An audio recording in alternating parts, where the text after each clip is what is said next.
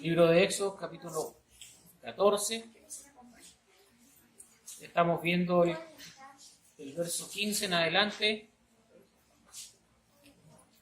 Del verso 15 en adelante, vimos el 15, parte del 16, y vamos a estar más o menos ahí mismo todavía.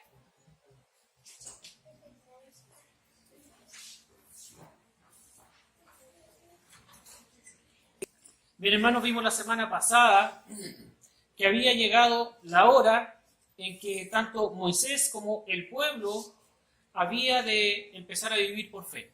Recuerden que ellos, y lo insisto en cada predicación, esclavos por muchos años, y en un tiempo determinado clamaron a Dios, y Dios escuchó el clamor del pueblo, mandó la salvación, mandó el rescate, mandó un hombre, lo preparó. Dios ya tenía todo preparado, hermanos. Es increíble cómo podemos ir viendo cómo Dios ya tiene todo absolutamente preparado. Cuando el pueblo clama, Moisés ya tenía 80 años de edad, pero Dios lo había puesto en la preparación de 40 años con los egipcios y 40 años pastoreando las ovejas de su pueblo, agregando al carácter de Moisés todo lo que él necesitaba para poder liberar a su pueblo. Entre ellos, ser pastor de ovejas, hermano, sin duda que le agregó paciencia, le agregó a saber ubicar un rebaño, de tenerlo ordenado, de saber guiarlo por las sendas que debía andar. Entonces, sin duda que le agregó lo que le faltaba a su vida, porque Moisés tenía conocimiento de parte de los egipcios. Dice que él era preparadísimo en todas las cosas, en todas las lenguas, en todo el hablar de los egipcios. Entonces, hermanos míos, tenía mucho conocimiento, tenía mucha sabiduría, pero le faltaba la otra área, el área de su carácter. No el área intelectual ya estaba desarrollada, ahora te voy a preparar el carácter, dice Dios. Y prepara a Moisés. Y cuando el pueblo clama, Moisés ya está preparado. Y eso lo encuentro maravilloso, porque a veces se nos olvida a nosotros que Dios es un Dios de orden, soberano absolutamente en todas las cosas, y tiene el orden ya establecido. ¿Y nosotros qué vemos? El resultado final. Pero el trabajo que viene haciendo Dios en tu vida, en la mía, por años, lo vemos solamente en la etapa final. Entonces, hermanos, Dios tenía todo preparado, y a veces nos pasan cosas difíciles, que tenemos problemas, que falla una cosa, nos falla una persona, nos falla la otra, y todo falla. Pero el Señor tiene todo preparado. Y todas las circunstancias de la vida que parece que no son hostiles, que son diversas y parece que no tienen que ver con la vida de un creyente, hermanos míos, el Señor tiene todo bajo control. Y ya lo tiene preparado para ti y para mí. Entonces, había llegado la hora de que el pueblo empezara a vivir por fe. Ya que conocían a Jehová y sabían claramente, hermanos, de lo que era capaz de hacer. Sabían de su poder, sabían de su amor, porque lo habían visto. Habían visto el poder de Dios a través de las plagas. Ya habían visto el amor de Dios que era capaz de hacer cualquier cosa con los no creyentes en favor de su pueblo. Hermanos, Dios es capaz de mover todo lo que tenga que mover, poner reyes, sacar reyes, poner jefes, sacar jefes en beneficio de tu propia vida. Dios lo hace. ¿A quién no le ha pasado que ha tenido un mal jefe y de repente dice, Señor, y ese jefe de la nada lo cambian, se va? ¡Qué curioso! No es curioso. Dios ya lo tiene todo preparado. Y a veces nosotros decimos, Señor, por eso yo siempre digo, yo tengo temor por orar en contra de alguien. Yo tengo mucho temor, personalmente, porque he visto la mano de Dios sobre las personas que me han querido hacer daño. La he visto, hermano. Ellos habían visto, hermanos míos, todo lo que Dios hizo en Egipto con los egipcios. Y esto quiero que lo entiendan de esta manera. Lo que había hecho en Egipto con los egipcios. Porque después hizo con los egipcios algo fuera de Egipto, ¿cierto? Donde estaba acampando para atacar a su pueblo. Entonces ellos habían visto hasta ahí todo lo que Dios había hecho. Y era harto, hermano. Las 10 plagas son terribles en la vida de cualquier ciudad, de cualquier nación. Entonces ellos habían sufrido harto los egipcios por la mano directa de Dios, por no dejar salir a su pueblo. Porque, hermanos míos, el pueblo de Israel, habiendo visto todo esto, ¿por qué sigue dudando? ¿Por qué en el corazón de los hombres nos queda también esa sensación de que a pesar de todo lo que hemos visto de la mano poderosa de Dios, todavía nos queda esa sensación de que algo falta? Hermanos, siempre nos falta algo. ¿Se han dado cuenta? Siempre nos falta algo. Nunca estamos satisfechos, hermanos. Dense cuenta de sus propias vidas, ni siquiera miren para el lado, analicen sus propias vidas y se van a dar cuenta que siempre falta algo. Siempre nos falta algo. Para cumplir con el Señor siempre nos falta algo. Para ser fieles al Señor nos falta algo. Para esto, y si analizamos siempre nos falta un poquito. Estamos justo a punto, pero nos falta. Sería distinto ahora, hermanos míos, después de que Dios haya sacado con mano poderosa al pueblo de Israel de Egipto, porque los egipcios se oponían a la salida de ellos. Sería distinto ahora al ver que se acercaba todo este contingente militar armado, hermanos míos, en contra de un pueblo que no era guerrero. ¿Sería distinto? ¿Ese Dios se habría olvidado de la defensa de su pueblo? Si ya los había liberado de la esclavitud, ¿sería distinto ahora? ¿Dios los habría de desamparar? No iba a ser distinto. Entonces, ¿por qué dudamos? ¿Por qué dudó el pueblo de Israel? Vimos también, hermanos míos, cómo Dios manda a Moisés a ejecutar varias acciones, y dijimos que también ya había pasado el tiempo de orar, que debes ahora tú accionar. Hermanos, y eso lo hemos dicho ya majaderamente por un par de semanas. Mucha gente dice, hay que orar. Hermanos, hay que orar. Sí, hay que orar. Hay que orar, hermanos. Y hay que orar harto, no poco, hay que orar harto. Pero hay veces, lo vimos acá, que Dios dice, ya, ¿por qué clamas a mí? Si ya oraste, ahora tú haz lo que te estoy mandando que hagas. Hermanos, hay gente que vive una vida de oración, pero no hace nada con su vida. No hacen absolutamente nada. Siguen siendo los mismos por años y años y años. Y si tú le preguntas, ¿están orando? Yo me pregunto, sinceramente, ¿están orando? ¿O están solamente hablando? Y creyendo que están hablando en la presencia de Dios. Entonces, Dios le dice a Moisés que debe empezar a accionar. Ahora debes accionar. Y al igual que lo hizo Dios, hermanos, ante Moisés, que le da instrucciones específicas de lo que debe hacer, le dice, marchen, alza, extiende, divide, que son las instrucciones que Dios le da a Moisés. Nuestro Señor Jesucristo, hermanos míos, frente a los discípulos en la última etapa ya también le da instrucciones específicas a sus discípulos, a los apóstoles, y les dice, id, hacer, bautizar y enseñar. O sea, tanto Dios en el Antiguo Testamento como nuestro Señor Jesucristo en el Nuevo Testamento tienen el mismo patrón, hermanos míos, de enseñanza, porque son solo un Dios. Entonces no vemos disparidad de criterios ni de conceptos. Jesucristo y Dios son un solo Dios, entonces obran de la misma manera, y aun cuando el Señor Jesucristo estuvo acá en la tierra, obró de la misma manera como obraba su Padre. Pero esto, hermanos míos, lo hicieron Dios y el Señor Jesús solo después de haberse revelado, en el caso de Moisés y en el caso de los apóstoles, respectivamente, en cada una de las instancias y etapas. Dios se le reveló a Moisés y le enseñó, hermanos míos, lo preparó, lo educó por mucho tiempo, y también hizo lo propio Dios con los apóstoles. Recuerden que estuvo, ¿cuánto tiempo? Más de 3 años enseñándoles, hermanos, más de 3 años enseñándoles. Hermanos míos, si tú y yo queremos ser discípulos de Cristo, debemos invertir tiempo. El Señor Jesucristo estuvo más de 3 años viviendo, durmiendo, comiendo, padeciendo con sus discípulos todos los días. Todos los días, hermano, no hay esfuerzo que tú hagas que esté de más por hacer discípulo de alguien de Cristo. O sea, si tú te tienes que trasladar o tienes que ir a tu casa por mucho tiempo y inviertes 5 días a la semana y no entorpeces la vida de tu familia, hermano, invierte ese tiempo. Invierte ese tiempo. ¿Cuánto tiempo inviertes tú? Lo que recién nos decía Dani. ¿Cuánto tiempo invertimos nosotros? ¿Cuánto tiempo inviertes tú y cuánto tiempo invierto yo en beneficio de la obra del Señor Jesucristo? ¿Cuántas veces hemos predicado solo esta semana a alguien que no conoce a Cristo? ¿Cuántas veces hemos exhortado, aconsejado o acercado a alguien a Cristo? A alguien que esté apartado de Cristo aun cuando lo conozca, a alguien que esté descarriado, como dicen en el mundo. Si está descarriado, ¿lo acercaste a Cristo? ¿Le pusiste los rieles para que ande de nuevo? ¿O fuiste piedra de tropiezo?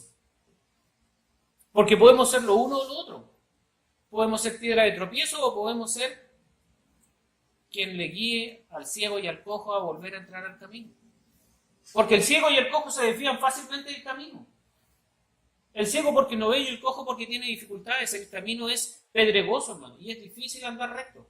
Eso es para ti y para mí. No sea, es difícil andar recto en un camino pedregoso. Imagínense para alguien que tenga complicaciones. Entonces, si anda alguien con problemas, con dificultades, y nosotros en vez de ser un apoyo, ofrecer nuestro brazo para que esa persona vuelva al camino, empezamos a juzgar, a hacer juicios y a hacer crítica, y lo único que hacemos es apartar a estas personas aún más del camino. Porque en vez de ser amorosos, como lo fue Jesús con la mujer adúltera, nosotros nos convertimos en ¿quién? En quienes agarran un camote, una piedra y quieren apedrear. Y no somos llamados a eso, hermano. El juicio lo establece el Señor Jesucristo.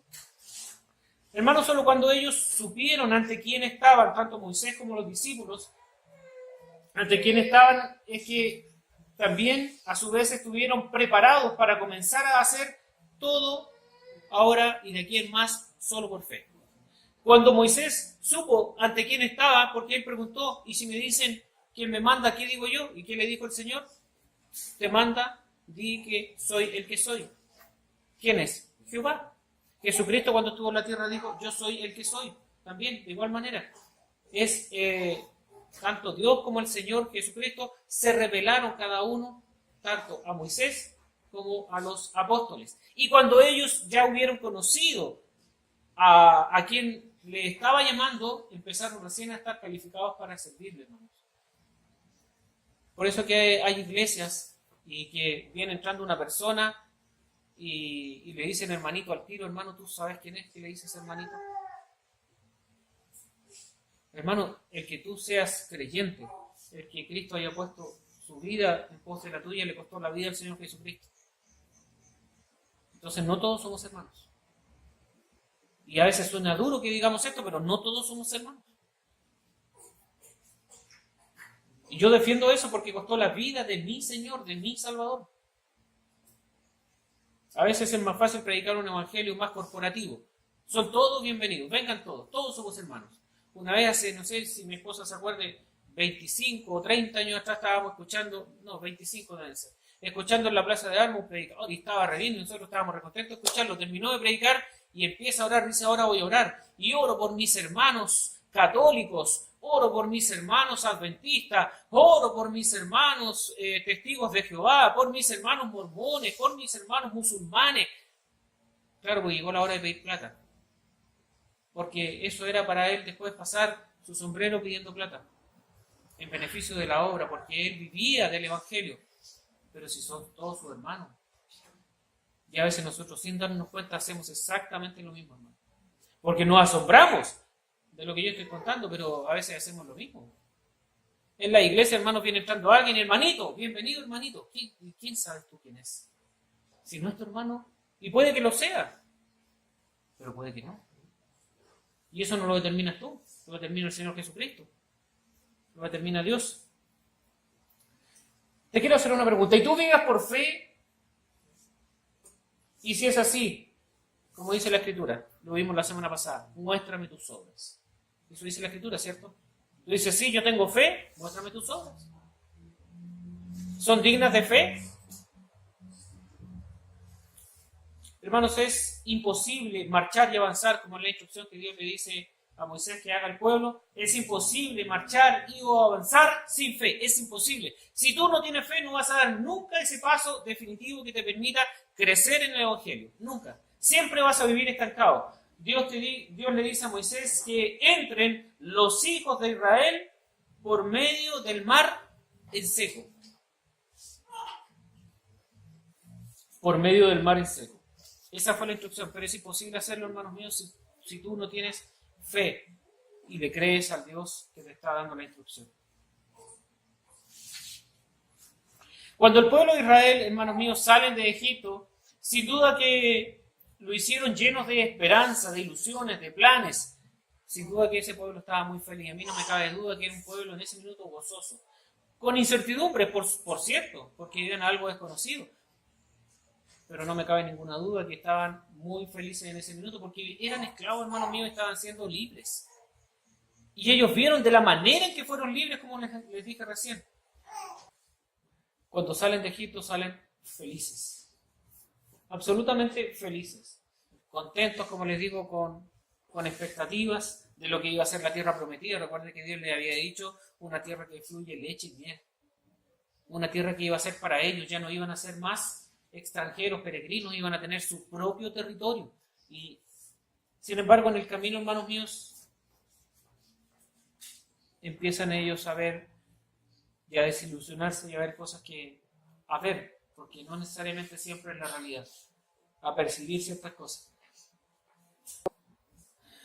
¿Te pasa a ti también en lo espiritual, hermano? ¿Recuerdas cuando recién llegaste a Cristo? ¿Quién se acuerda cuando recién llegó a Cristo? ¿Cómo andábamos? Pegados en el techo, ¿sí o no? Pegados en el techo. El primer amor, ¿cómo era? ¿Cómo era el primer amor? Hermoso, ¿cierto? Le hablábamos a todos.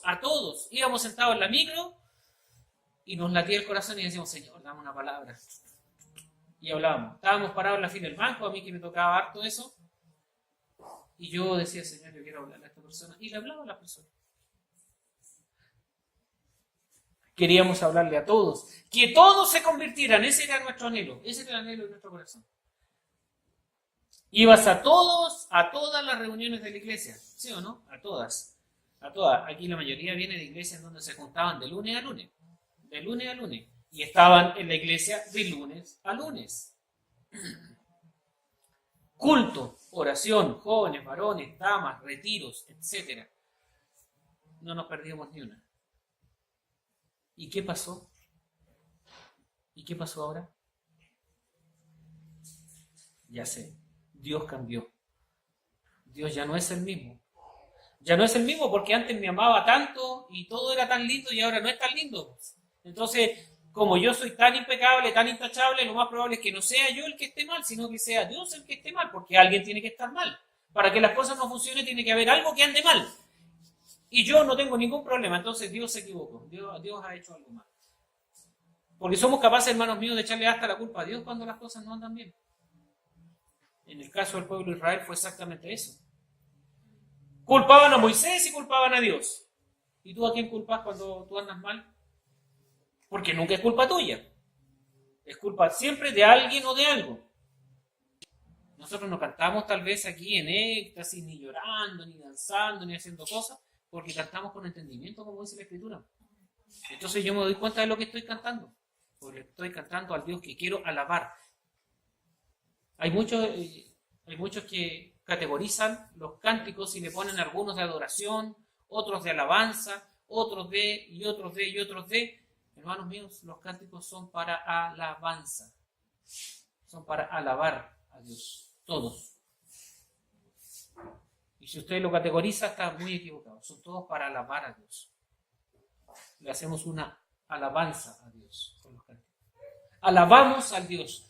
Le decimos cuán grande, cuán precioso. Eso es alabar a alguien. Y a veces se nos olvida que nosotros tenemos que alabar al Dios del cielo. Bueno, entonces, hermanos míos, antes cuando teníamos el primer amor, nunca nos enfermábamos. Siempre íbamos a todas las reuniones porque teníamos el primer amor, entonces nadie se enfermaba. Es curioso. Yo veía hermanos que llegaban tosiendo así apenas, con frío, con lluvia, con el clima que fuera, llegaban a las reuniones. Y ahora se enferman. Es que estamos más viejos. Yo entiendo porque estamos más viejos. Entonces, como todos estamos más viejos, tenemos que cuidarnos. No tenemos que quedar en casa. Porque estamos enfermos. O sea, ¿cómo ir a...? Yo soy consciente, no puedo ir a contaminar a mis hermanos. Sería irresponsable de mi parte. ¿Cómo si estoy enfermo, tengo tos?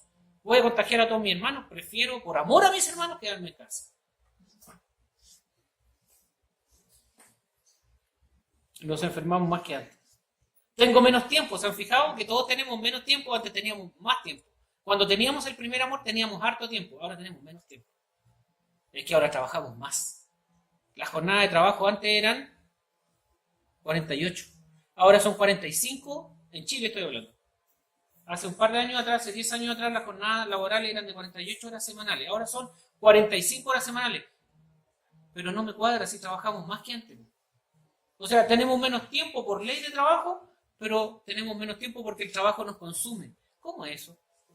Ahí hay una ecuación matemática que no me cuadra a mí por lo menos. Si alguien la puede entender, me la dice después, pero trabajando 3 horas menos, se supone que trabajamos más porque por trabajo no llegan a las reuniones, por trabajo no llegan a las oraciones, por trabajo no llegan. Entonces tenemos menos tiempo que antes. Me consume el trabajo. Me consume el cansancio. Ahora me canso más que antes. Cuando yo tenía el primer amor, me daba lo mismo si estaba cansado o no, llegaba a la iglesia igual, porque estaba con el primer amor. Entonces, estaba gozoso, estaba esperanzado, estaba feliz de servir a mi Dios. Y yo quería predicar, ir a todas las reuniones y aprender más, y aprender más, y aprender más. Y cuando yo, en lo particular, recién llegué a Cristo y yo escuchaba predicar al pastor, yo lo único que quería es estar ahí, predicando también. No en el lugar del pastor, pero también quería predicar. Y quería y anhelaba con todo mi ser predicar. Yo decía, ¡ay, qué maravilloso saber tanto! Y poder predicar y hablar tanto del Señor. Y yo quería estar ahí. Bueno, Dios me concedió después de mucho tiempo, no sé si el deseo de mi corazón, porque yo creo que Dios lo tenía planificado mucho antes, pero se cumplió el hecho de que yo quería también predicar. Hermano, el pueblo pasó en mar, el mar lo pasó en seco. Es curioso, se abre el mar y no quedan vestigios de lodo, no queda barro. Eso a mí me parece muy curioso. Hermano, Dios retiró todo lo que podía ser impedimento para el avance oportuno del pueblo. No podía ser fangoso ni lodoso. Eso provocaría retrasos, caídas, lesiones, enfermedades, etc. Se fijaron que iban pasando 2 millones de personas por un estrecho. Entonces necesitaba ser en seco. Necesitaba ser en seco. Si hubiera sido lodoso, hermano, la mitad llega lesionado, muchos mueren en el camino, se caen, y si se cae alguien, ustedes saben que empieza a caerse el otro y el otro, y empiezan a caer dificultades. Bueno, Dios se ocupó también de esa área. Dejó el mar en seco, absolutamente seco, para que su pueblo pudiera pasar sin problemas. Hermano, pero el hecho de que Dios haya salvado al pueblo con mano poderosa y de manera milagrosa no significa que ahí terminaba todo. Porque recuerden, después de todo lo que pasaron, los israelitas se enfrentan al mar, atrás de los egipcios, y Dios abre el mar y pasa el pueblo, y Dios cierra el mar. Podemos pensar, se terminó todo. Así, terminamos, se terminó todo. Podríamos pensar eso para el pueblo de Israel. Pero la verdad que no es así. La verdad que no es así. No significa, hermanos, que ahí terminaba todo. Al contrario, ahí comenzaba todo.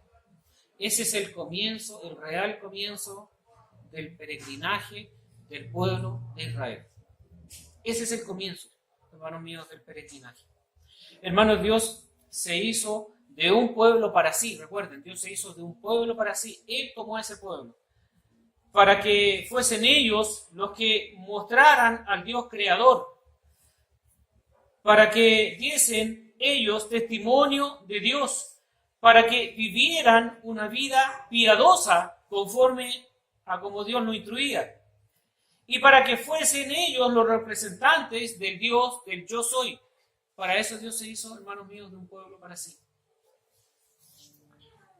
para que ellos fueran finalmente quienes mostraran al Dios creador acá en la tierra. ¿Y cómo lo harían? ¿Cómo Dios, hermano, podría conformar lo malo en bueno? ¿Cómo Dios podría sacar de la esclavitud, hacerlo libre? Hermanos, ellos no sabían vivir como libres, porque habían sido esclavos toda la vida, entonces no sabían vivir como libres. Y eso nos pasa a ti y a mí. Cuando nosotros llegamos a la iglesia, a esta iglesia, a veces sabemos que tenemos libertad en Cristo. Y esa libertad en Cristo, hermanos míos, a veces se ha prestado para que algunos caigan en libertinaje.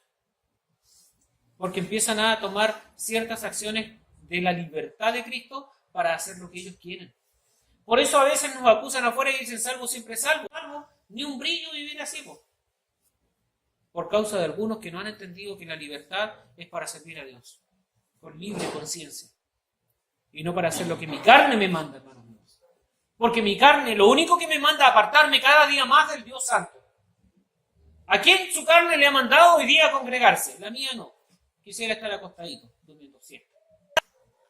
Entonces, hermanos míos, yo personalmente, mi carne mi carne no me manda a reunirme, mi carne no me manda a alabar a Dios, mi carne, hermanos míos, me manda a apartarme de Dios. Sí, es el Espíritu, hermanos míos, que quiere tener comunión con el Espíritu Santo, con el Espíritu de cada uno de mis hermanos. Es el Espíritu el que me mueve, hermanos míos, a congregarme, a querer estar con los hermanos. Hermanos, Dios los debía pulir a los israelitas. Los debía pulir. Sacar las impurezas, hermanos míos. La libertad no significa libre de problemas. A veces creemos que ahora somos libres en Cristo, libres de problemas, libres de dificultades. Ahora todo va a andar bien. Cuando llegamos a Cristo parece que tuviéramos eso en la mente. Ahora todo va a andar bien. Ya no hay más problemas. Se acabaron los problemas en esta tierra. Porque somos creyentes. Hermanos míos, como les digo, la libertad no significa libre de problemas, ni de persecuciones, ni de pruebas, ni de pecados. Hermanos, Dios jamás ha prometido que sería fácil. Al contrario, debes vivir por fe. Y eso es lo que Dios le dice finalmente a Moisés y al pueblo. Avancen. ¿Cómo han de avanzar? Hermanos míos, por fe. Porque al frente tenían un tremendo problema, pero el problema acá era, parece que mayor. Y Dios le dice, a pesar de los problemas que tenían, le dice, avanza, avanza. Hermanos, Dios rescató al pueblo de la esclavitud de Egipto y los hizo pasar por el desierto, en un peregrinar, en un caminar de aprendizaje. Pero todo eso es para llegar a la meta, en un caminar, en un peregrinar pleno de aprendizaje. Hermanos míos, si tú no quieres pruebas, no quieres problemas, y quieres una vida planita y quieta, sin bulla, sin pruebas, sin que Dios mueva mucho las aguas, porque capaz que yo me mueva con esas aguas. Hermanos míos, Dios le dice a Moisés, alza, avanza, alza, avanza. Di al pueblo que avance. Da tu paso de fe, hermano mío. Avanza. Nos dice Jesús. Por tanto, ve y anda, predica y haz. Esas son las cosas que Jesús le dijo a los discípulos. Anda, predica, haz discípulos, enséñales. Esas son las instrucciones que da nuestro Señor Jesucristo. Dios lo hizo lo propio con Moisés. Hermano mío, nuestro Señor jamás te pedirá algo que no seas capaz de hacer. El Señor Jesucristo, ni Dios, jamás te van a pedir algo que tú no seas capaz de hacer. Todo lo que Dios te pide es porque eres capaz de hacerlo. Todo lo que Dios te ordena es porque ya te instruyó y te capacitó para que lo puedas también cumplir. Tienes el Espíritu de Dios morando en ti. Aunque tú no lo hayas notado, Él ha estado capacitándote todos los días. El Señor Jesús ha estado capacitándote todos los días. Y esa fue la promesa para quienes lo seguían, para sus hijos. Que Él iba a estar con nosotros todos los días, hasta el fin del mundo. Hermanos, todos los días. Si el Señor Jesucristo ha estado contigo todos los días. Si tú eres creyente, Cristo ha estado contigo todos los días. Aun cuando tú andes pecando, o cuando andes en prueba, o cuando andes cabizbajo, en la condición o en la circunstancia de vida que te toque vivir, el Señor Jesucristo está contigo. El que tú no lo veas, el que tú no percibas, no significa que no esté contigo. Él está contigo. Dios quiere que seas conformado, hermano mío, a la imagen de su Hijo Jesucristo. Y eso es fácil, hermano, no es fácil, porque tú y yo tenemos la carne que es propensa al pecado, nos lleva al pecado. Entonces Dios tiene que conformarnos y tiene que pulirnos y sacar todas esas impurezas que tenemos, todos esos pecados, esa inmundicia que vive dentro de nosotros. Ese pecado que te acompaña por años, hermano mío, debe salir para que tú puedas servir a Dios con libertad de conciencia. Esa desidia, esa flojera que permanentemente está en nosotros, debe salir para poder servir a Cristo. Hermano, si no te alientas, si no avanzas, vas a estar estancado. Y créeme que te van a alcanzar los egipcios. Así va a ser. Entonces los pecados te van a devorar, hermanos míos, te van a alcanzar y te van a devorar. El pecado corre más rápido que tú. Entonces debes estar apercibido, sabiendo que esta vida no es para ti. Y mucho menos si quieres vivir como el mundo vive. O vives para Cristo o vives para ti. Pero no puedes andar en dos aguas. Vamos al libro de Mateo, capítulo capítulo 11. Dice el verso 25, en aquel tiempo respondiendo Jesús dijo, te alabo Padre, Señor del cielo y de la tierra, porque escondiste estas cosas de los sabios y de los entendidos y las revelaste a los niños. Sí, Padre, porque así te agradó. Todas las cosas me fueron entregadas por mi Padre y nadie conoce al Hijo sino el Padre, ni al Padre conoce alguno sino el Hijo, y aquel a quien el Hijo lo quiera revelar. Venid a mí todos los que estáis trabajados y cargados, y yo os haré descansar. Llevad mi yugo sobre vosotros y aprended de mí, que soy manso y humilde de corazón, y hallaréis descanso para vuestras almas, porque mi yugo es fácil y ligera mi carga. Hermanos míos, yo sé que es difícil poder a veces pensar en que vamos a vivir una vida piadosa sin problemas, o vamos a vivir una vida piadosa llena de problemas. Hermanos, si tú quieres servir a Dios, y esto me lo ha dicho muchas veces muchos creyentes, hermanos, cuando uno quiere servir a Dios empieza una seguidilla de problemas en nuestra vida. Sí, porque cuando tú quieres servirte a ti mismo no hay problema. ¿Quién es tu enemigo?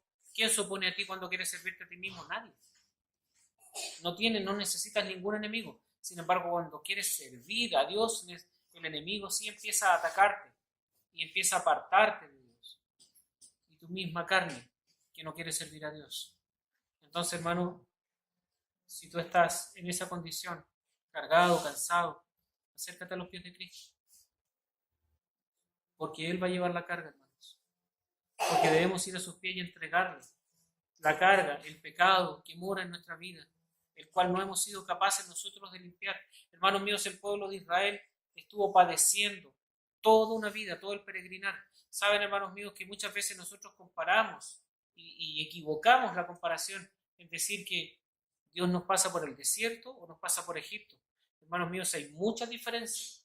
Egipto es un campo en donde se está esclavizado en el pecado. El desierto es un campo en donde Dios está preparando a su pueblo para llegar a la meta. Y Dios puede llevarte al desierto. Pero si estás en Egipto, hermanos míos, estás en pecado. Estás sumido en un mundo y en un mar de pecado. Sal de ahí. Si tú eres creyente y estás en Egipto, sal de Egipto. Porque Cristo ya pagó el precio. Porque Cristo ya preparó todo para que seas libre. Ya te dio la libertad. Compró tu libertad a precio de sangre. No sigas esclavizado en Egipto. Sal, empieza a transitar por el desierto, en pos del camino, en pos de la tierra prometida. El Señor Jesucristo, hermano mío, ya hizo todo el sacrificio. Ya no hay nada más que hacer. El sacrificio ya fue hecho. ¿Qué más quieres ahora? El pueblo de Israel se empezó a quejar y empezaron a ver que lo que en un minuto fue bueno ya no era tan bueno. Es porque ellos cambiaron. Si tú ves que el Evangelio ya no es tan bueno para tu vida, es porque estás cambiando. Es porque ese Dios maravilloso que te salvó, ya percibes que no es tan maravilloso. Pero eso es un problema tuyo. Dios es el mismo de ayer, hoy y siempre. No ha cambiado. Y su palabra permanece también para siempre. No pasa de moda. La palabra de Dios no es moda. Así que actualízala a tu propia vida. Y haz las aplicaciones que sean necesarias para que tú tengas un cambio, que tú puedas vivir en función de servir a Cristo. Solo Cristo no. Solo Cristo puede llevarte a la meta final. Solo eres incapaz de hacerlo. Eres incapaz. Por eso dicen que Moisés es un tipo Cristo. Porque Moisés tuvo que llevar al pueblo. Cristo te llevó a ti ante el Padre. Cristo te lleva a ti ante el Padre. Para eso tienes que tener una estrecha relación personal con Él. Si tú no lo has conocido a Él, es el momento de entregar tu vida a Él y decirle, Señor, quiero servirte ahora y para siempre. Ahora sí, de verdad.